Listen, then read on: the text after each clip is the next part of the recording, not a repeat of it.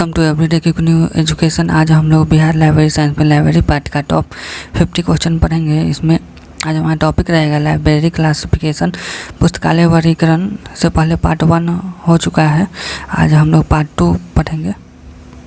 जो पार्ट 1 का वीडियो नहीं देखे हैं वो चैनल पर क्लिक करके देख सकते हैं। वीडियो अच्छा लगे तो लाइक करें, शेयर करें। चलिए स्टार्ट करते हैं। 51 है, वर्गीकरण वस्तुओं के विचारों को क्रमबद्ध करने के लिए संभावित उत्तम उपाय। यह परिभाषा किसके द्वारा दी गई? जेग मिल्स के द्वारा दिया गया है। 52 समान वस्तु को एक ही स्थान पर एकत्रित करना तथा असमान वस्तुओं को पृथक करना ही वर्गीकरण है। यह परिभाषा किसके द्वारा दी गई है? WCB शेयर्स के द्वारा दिया गया है।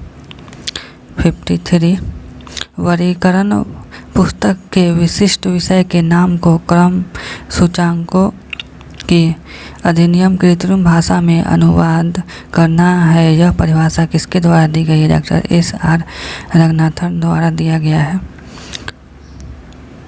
52 पुस्तकालय वर्गीकरण का अर्थ ग्रंथों में निहित ज्ञान का व्यवस्थापन है। यह विभिन्न उपयोगों एवं संभावित आवश्यकताओं के लिए ग्रंथों को व्यवस्था उत्पन्न एवं पुनः व्यवस्था करने का कार्य है।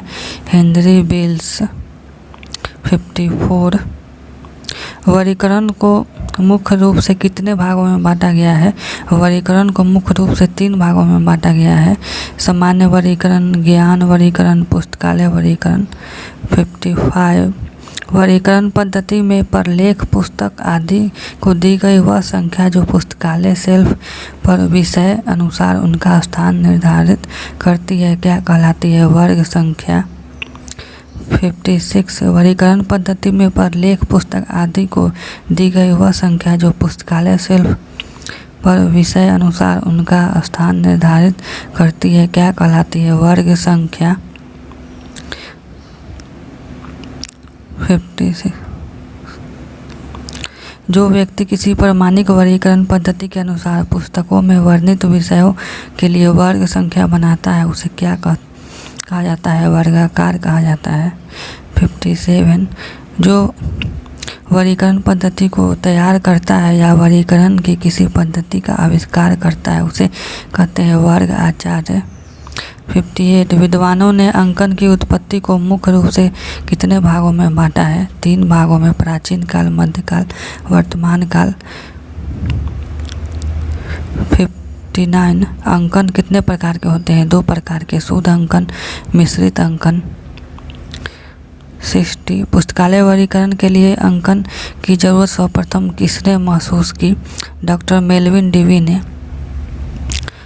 61 किस और की गण पद्धति में अंकन क्रम सूचक अंकों की वह प्रणाली है जिनका प्रयोग वर्गीकरण पद्धति में वर्गों को अभिव्यक्त करने के लिए किया जाता है। यह परिभाषा किसके द्वारा दी गई? डॉक्टर SR रंगनाथन के द्वारा।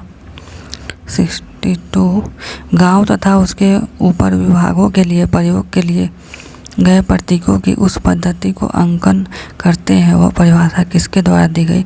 मार्गरेट मान।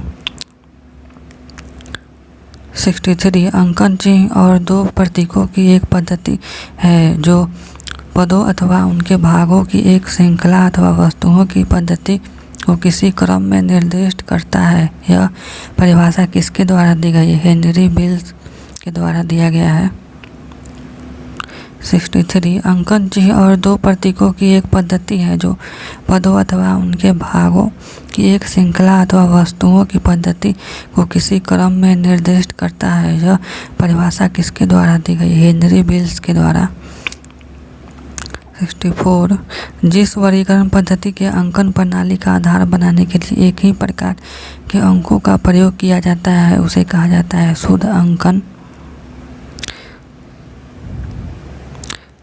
65 वर्गीकरण पद्धति के अंकन प्रणाली का आधार बनाने के लिए कई तरह के अंकों को व चिन्हों का प्रयोग किया जाता है उसे कहा जाता है मिश्रित अंकन। 66 वर्गीकरण पद्धति के अंकन प्रणाली मिश्रित अंकन डॉक्टर एस.आर. रंगनाथन अंकन के लिए कितने उपनियम की रचना की? 4 उपनियम। सापेक्षता का उपनियम, अभिव्यंजना का उपनियम, मिश्रित अंकन का उपनियम, स्मृति सहायक का उपनियम। 67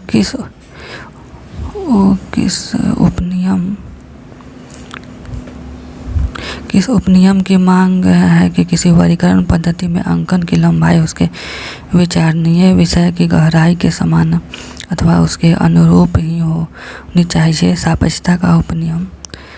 68 किस उपनियम की मांग है कि किसी वर्ग संख्या में प्रत्येक अंक या प्रतीक को अपनी अलग अलग विशेषताओं को दिखाया जाना चाहिए?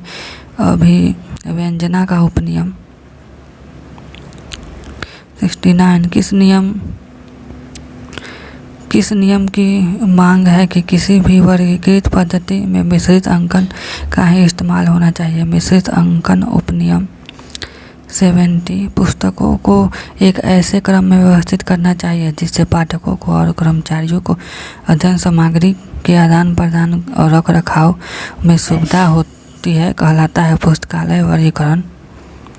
71 सारणी में दिए गए यह टॉपिक के लिए केवल एक प्रविष्टि उसके प्राप्त सहित दी जाती है, उसे कहते हैं विशिष्ट अनुक्रमणिका।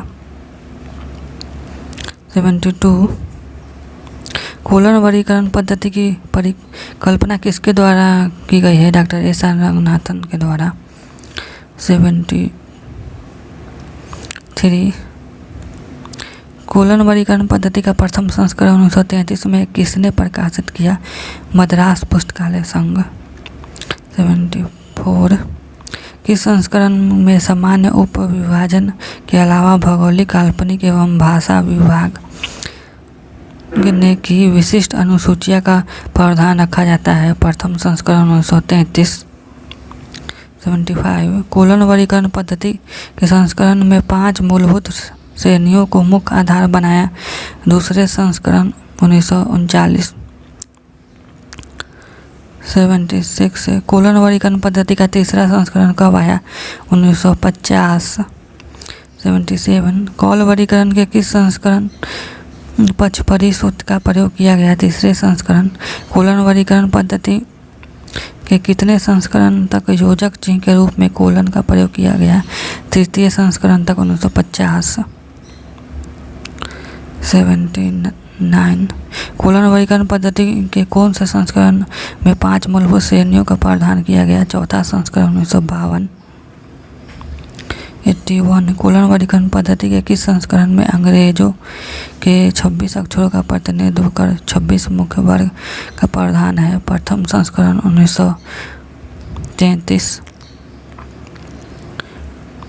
82 कोलन वर्गीकरण पद्धति के किस संस्करण में डेल्टा नामक मुख्य वर्ग को शामिल किया गया? द्वितीय संस्करण 1939। 83 किस संस्करण में डॉक्टर एस.आर. रंगनाथन ने अनुसूची एवं नियम के अतिरिक्त 3000 ग्रंथों के अंक बनाकर तृतीय भाग में सम्मिलित किया ताकि पुस्तकालय अध्यक्षों को पुस्तकों के सूक्ष्म वर्ग बनाने में सहायता मिल सके? द्वितीय संस्करण 1939। 84 वर्ष 1957 में एफ.आई.डी. या सी.आर. के अब तक वर्गीकरण शोध पर कितने सम्मेलन आयोजित किए गए हैं? 6 सम्मेलन। International study conference on classification research. 85 अंतर्राष्ट्रीय ज्ञान व्यवस्थापन संगठन की स्थापना 1989 में की गई। 86 लाइब्रेरी रिसर्च सेंटर की स्थापना कब और किसके द्वारा की गई? Doctor SR. रंगनाथन द्वारा 1951 में। Documentation research and training centre की स्थापना कब और किसके द्वारा कहाँ की गई? Doctor SR. रंगनाथन द्वारा 1962 में बेंगलुरु में की गई। T8 क्लासिफिकेशन रिसर्च ग्रुप की स्थापना कब की गई? 1952। सामान्य एकल। 89 पूर्ववर्ती सामान्य एकल के कितने प्रकार है? 3 प्रकार। देश पक्ष से पूर्व प्रयोग होने वाले, देश पक्ष के बाद प्रयोग होने वाले, काल पक्ष के बाद प्रयोग होने वाले। 90 कौन से सामान्य एकल के लिए कोई भी परिसूत्र नहीं है? Table and D. 91 सामान्य एकल में पीरियोडिकल सेक्शन को कैसे लिखा जाता है? एम। 92 सामान्य एकल में हिस्ट्री को किससे प्रदर्शित किया जाता है? भी। 93 सामान्य एकल में